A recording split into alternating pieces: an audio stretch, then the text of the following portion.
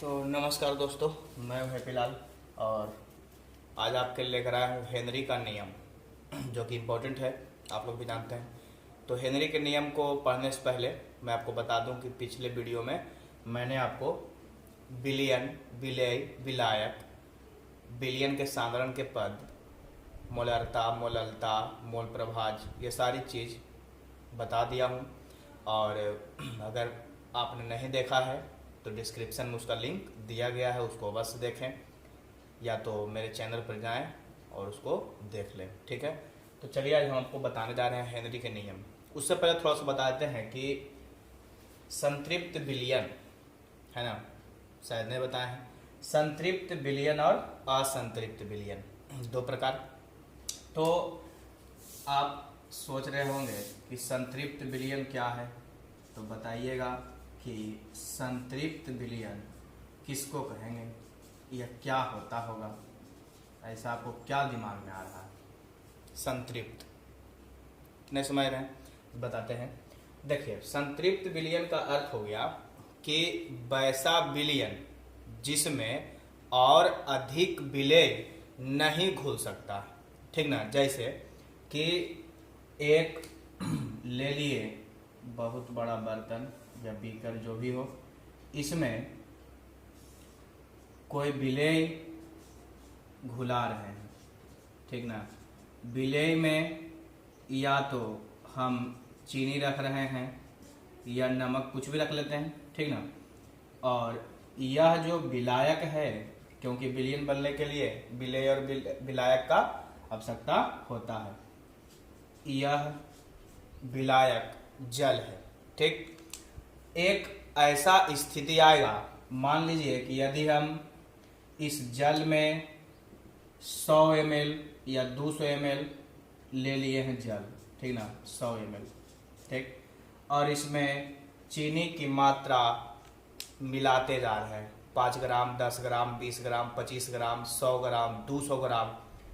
देखते हैं कि जब हम शरबत बनाते हैं तो धीरे धीरे इसका रंग में क्या होते जाता है, परिवर्तन होते जाता है।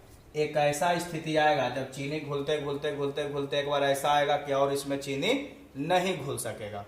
ठीक ना, तो वैसा स्थिति को हम लोग बोलेंगे कि जो विलयन बन जाएगा उसको बोलेंगे संतृप्त विलयन। ठीक, नॉर्मल भाषा में अगर समझ लीजिए, संतुष्ट, जो संतुष्ट हो गया वो विलयन क्या है, संतृप्त है। जैसे आपका पेट भर गया, ठीक ना, लालच नहीं करना है, आपका पेट भर गया, अब और उसमें कोई भी पदार्थ नहीं जा सकता है, तो आप क्या कहलाएंगे, संतृप्त। कि हम तृप्त हो लिए भोजन करके, तो आप क्या कहला जाएगा, संतृप्त विलयन। समझ गए बात को? अच्छा, दूसरा एक होता है असंतृप्त। अब तो इतना समझ गए होंगे कि इसका जस्ट उल्टा होगा, कि जिसमें अभी और अधिक विलेय की मात्रा मिलाई जा सकती हो, उसको बोलेंगे असंतृप्त विलयन। समझ में आ गया? संतृप्त किसको कहेंगे, जिसमें और अधिक विलेय की मात्रा नहीं घुलाई जा सके। ठीक, दूसरा असंतृप्त किसे कहेंगे, जिसमें अभी और अधिक मात्रा में विलेय की मात्रा घुलाई जा सकती हो। जैसे इस 100 ml था, अगर 5 ग्राम चीनी घुलाए तुरंत इसमें घुल जाएगा, घुलेगा कि नहीं घुलेगा? 10 ग्राम घुलाए, घुल गया, 15 ग्राम घुलाए, फिर भी घुल गया। ठीक ना, रसगुल्ला मिल रहा है आपको, 1 2 3 4 खाते खाते कितना खाइएगा, पेट भर जाएगा। तो जब भर जाएगा तो कहलाएगा संतृप्त, और अभी नहीं भरा, अभी और दो, अभी और दो, तब कहेंगे असंतृप्त। ठीक, समझ में आ गया होगा बात?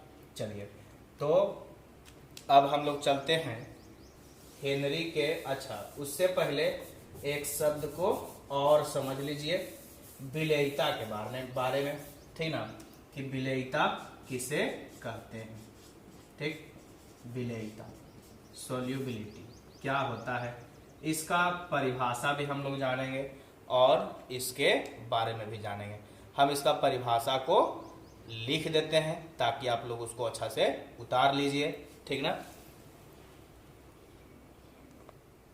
चलिए, तो आपको परिभाषा मैंने लिख दिया कि विलेयता कि किसी निश्चित ताप पर 100 ग्राम, ठीक ना, कै ग्राम, 100 ग्राम, इसको ध्यान रखेगा, किसी निश्चित ताप पर 100 ग्राम विलायक में घुलने वाली 100 ग्राम विलायक में घुलने वाली किसी ठोस पदार्थ की वह मात्रा जो विलयन को संतृप्त कर दे। ये ध्यान रखना कि 100 ग्राम विलायक में घुलाने वाली किसी ठोस की वह मात्रा जो विलयन को संतृप्त कर दे, मतलब संतुष्ट कर दे, अभी बताए थे। तो उस ताप पर उस ठोस पदार्थ की विलेयता कहलाती है। ठीक, यानी कि कितना सोल्यूबल होगा, कितना घुलेगा, यह 100 ग्राम विलायक में यदि घोल कर देखा जाए तो ठोस पदार्थ की वो मात्रा क्या कहलाएगा? विलेयता कहलाएगा। यानी कि जितना में उसको संतुष्ट कर दे, संतृप्त कर दे, तब वह कहलाएगा विलेयता। अब देखेंगे कि विलेयता जो है ये बहुत इंपॉर्टेंट है आपके लिए, ऑब्जेक्टिव आता है इससे। विलेयता किन किन बातों पर निर्भर करती है? तो विलेयता जो है 4 बात मुख्यतः निर्भर होता है। पहला है कि विलेय की प्रकृति, ठीक ना, और दूसरा विलायक के प्रकृति, तीसरा ताप और चौथा दाब। ये क्या होता है?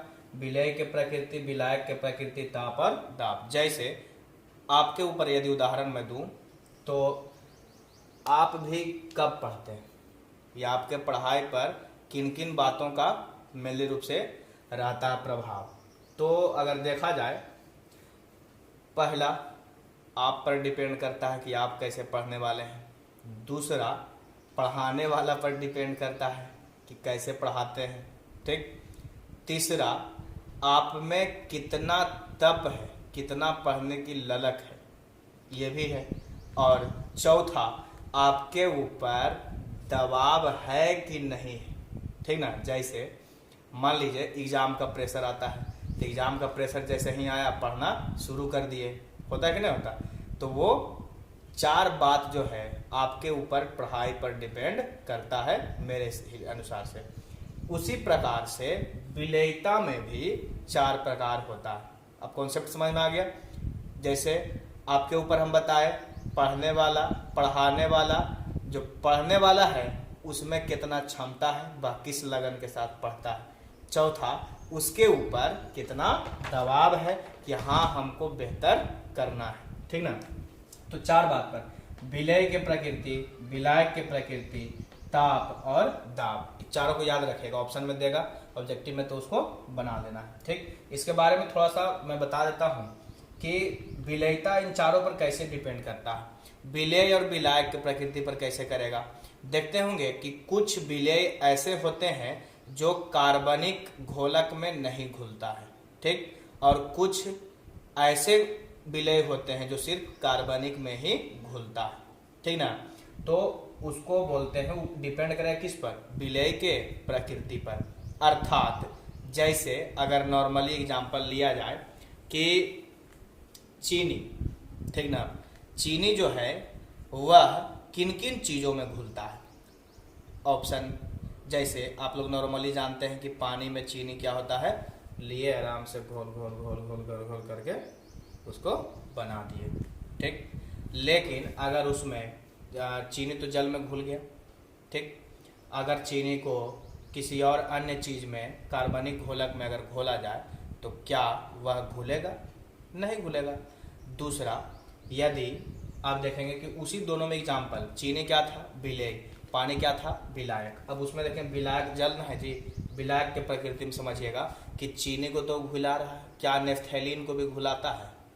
ठीक। तो अलग अलग ऑप्शन के अनुसार अलग अलग इसका प्रकृति होता है कि किसी का गुण क्या है, किसी का गुण क्या है, अलग अलग इसका गुण होता है। टेम्परेचर, अब ताप, कितना ताप रहेगा तो क्या होगा? जैसे एक नॉर्मल सी हम बात आपको बताते हैं कि मान लीजिए घर में चाय बनाते हैं। ठीक। तो घर में चाय बनाते हैं तो ले लिए बर्तन, उसमें दूध, चीनी, पानी जो भी लेना है ले लिए। अब क्या करते हैं कि अगर गैस पर जलाए और उसको जो जलाने वाला है फिर ऐड करके थोड़ा सा रेगुलेटर को क्या किए, कम कर दिए। तो कम करेंगे तो क्या उसमें जल्दी घुलेगा? समझिएगा। उसके बाद अगर ज़्यादा करते हैं तो जल्दी होता है कि नहीं होता है? या भी सोच रहे होंगे कि अगर कम करते हैं तो धीरे धीरे होता है, या ज़्यादा करते हैं तब तेज गति से होता है। तो सब का एक अलग प्रकृति होता है, एक अलग प्रक्रिया होता है, जिसमें अपने नेचर के अनुसार वह भाग लेता है। ठीक, तो ये सारी बात जो है विलेयता चारों पर निर्भर करता है, कितना उसका प्रेशर होगा, कितना टेम्परेचर होगा। ठीक ना, लगभग में अब बात समझ में आ गया होगा। अब हम आपको चलेंगे किस पर, हेनरी के नियम पर, क्योंकि इनको जानना बहुत जरूरी था। ठीक, चलते हैं हेनरी का नियम पर। तो देखिएगा, जो इम्पोर्टेंट प्रश्न है हेनरी का नियम, उसको मैंने लिख दिया कि इसका जो नॉर्मली रूप से परिभाषा देखा जाए कि विलयन में गैस का आंशिक दाब, विलयन में गैस का आंशिक दाब गैस के मोल प्रभाज का अनुपाती होता है। किसका? तो मोल प्रभाज का। कौन? दाब, यानी दाब जो है मोल प्रभाज का अनुपाती होगा। यह किसका नियम है? हेनरी का नियम। तो दबाव को अंग्रेजी में क्या कहते हैं? प्रेशर। तो प्रेशर के शॉर्ट में क्या लिख दिए? पी। ठीक ना, मोल प्रभाज को सूचित करते हैं एक्स से, इसलिए लिख दिए जहां पी बराबर दाब यानी आंशिक दाब और एक्स बराबर मोल प्रभाज। P directly proportional X. Proportional हटेगा तब कुछ न कुछ क्या आवेगा? कांस्टेंट आवेगा। तो पी बराबर क्या हो जाएगा? के इंटू एक्स हो गया। अच्छा, ये गुना में है तो इधर जाके क्या हो जाएगा? भागा में। तो के बराबर पी बटा एक्स। इसको इस प्रकार से भी लिख सकते हैं। के क्या है? तो लिख देंगे कि जहां के एक स्थिरांक है जिसे क्या कहते हैं? हेनरी स्थिरांक। ठीक ना, क्या कहेंगे? हेनरी स्थिरांक कहते हैं। हेनरी नामक जो वैज्ञानिक हैं उन्होंने इस प्रकार से नियम बताया। तो इन नियम बताने से हुआ क्या, क्या इसका फायदा था, क्या उपयोग था, उसको भी पढ़ना है। तो उसको बताते हैं कि इसका उपयोग जो था, अच्छा इसको स्क्रीनशॉट ले लीजिए या लिख लीजिए, इसको ले लिए। अब देखेंगे कि हेनरी का नियम का प्रयोग कहाँ कहाँ हम लोग करते हैं या होता होगा। ठीक, तो जैसे कि कल चर्चा चल रहा था, मृदु पेय पदार्थ यानी कि ठंडा जो हम लोग पीते हैं या सोडा वाटर जो भी पीते हैं, उसको बंद करने के लिए, सील बंद करने के लिए CO2 को अधिक मात्रा को उसमें घुलाने के लिए प्रेशर देकर के उसमें क्या करता है? बंद कर दिया जाता है। ठीक ना, या देखते हो सोडा वाटर जो बनाता है, बोतल रहता है, बोतल के ऊपर ढक्कन बहुत सारा चीज़ मिला करके रखता है, फिर एक मशीन रहता है, उसको ऐसे लोहा वाला में ऐसे खोस के रख दिया, उसमें लगा करके रख देता है, फिर उसके ऊपर से क्या करता है? प्रेशर देता है। ठीक ना, तो प्रेशर देने के कारण CO2 को अधिक मात्रा उसमें विलय हो जाता है। ठीक, तो हेनरी के नियम वहां पर भी काम करता है। दूसरा एग्जाम्पल से समझिएगा, गोताखोर समझते हैं? गोताखोर, गोता समझ रहे हैं, जो पानी के अंदर रहता है। हाँ ठीक, तो गोताखोर वो क्या करता है कि उसके देखते होंगे कि पीठ पर एक बहुत बड़ा सिलेंडर टाइप के रहता है, उसमें क्या रहता है? आप सोच रहे होंगे ऑक्सीजन। ऑक्सीजन सिर्फ नहीं रहता, उसमें हीलियम के मात्रा भी उपस्थित होता है। ठीक ना, तो उसके वह रखता है, जिसके कारण अगर कभी श्वास लेने में दिक्कत होता है तो उसका प्रयोग वह करता है। तो यहाँ भी किसका प्रयोग होता है? हेनरी का प्रयोग होता है। ठीक, फिर देखते होंगे कि अगर कोई आदमी या आप लोग भी अगर कभी गए होंगे तो पहाड़ के ऊपर धीरे धीरे धीरे धीरे यदि ऊपर जाते जाएं तो एक बार ऐसा स्थिति आता है कि दम फूलने लगता है या सांस लेने में थोड़ा सा दिक्कत होता है। तो उसके लिए भी क्या प्रयोग करता है कि बहुत सारा व्यक्ति पीठ पर एक क्या उसको कहते हैं सिलेंडर जिसमें भरा हुआ रहता है, वो लेकर के चलता है। ठीक ना, तो उस प्रकार से भी होता है। तो ऑक्सी हेमोग्लोबिन बनता है। तो बहुत सारा इसका उपयोग है हेनरी का नियम का। ठीक, तो हेनरी का नियम का उपयोग हो गया। अच्छा, इसका कुछ सीमा भी है। ठीक ना, जैसे कहाँ कहाँ तक ये लागू हो सकता है, ठीक, कहाँ नहीं लागू हो सकता है। तो इसका लागू होने का नियम है कि ताप और दाब बहुत अधिक नहीं होना चाहिए, ना बहुत अधिक और ना ही बहुत कम, ना अधिक होगा और ना ही कम होगा, तब यह हेनरी का नियम क्या होगा? लागू हो जाएगा। ठीक, दूसरा है गैस के विलायक में विलयता कम हो। गैस के विलायक में विलयता कम हो, यह हेनरी का परिसीमा हो गया। ठीक। तीसरा है कि गैस के विलायक के साथ कोई रासायनिक अभिक्रिया नहीं होता। कुछ अपवाद भी होता है, ठीक, लेकिन औसतन रूप से देखा जाए तो कोई रासायनिक अभिक्रिया नहीं होता है। खास करके किसके लिए लागू नहीं है जो बता दूं, SO2, HCl, इन लोगों के लिए यह नियम लागू नहीं है। ठीक, औसतन रूप से हम बता दिए कि कोई भी रासायनिक अभिक्रिया नहीं होता, कुछ अपवाद होता है तो होता है। चौथा है कि किस विलायक में घुल करके गैस का संयोजन या वियोजन नहीं होता है। ठीक, संयोजन समझते होंगे, जुड़ना, वियोजन मतलब टूटना, तब यह हेनरी का क्या है, नियम के परिसीमा है। ठीक है ना। तो यही इसका हेनरी का नियम है, इसको लिख लीजिए, उतार लीजिए। आज के लिए इतना ही, धन्यवाद। नेक्स्ट वीडियो कल।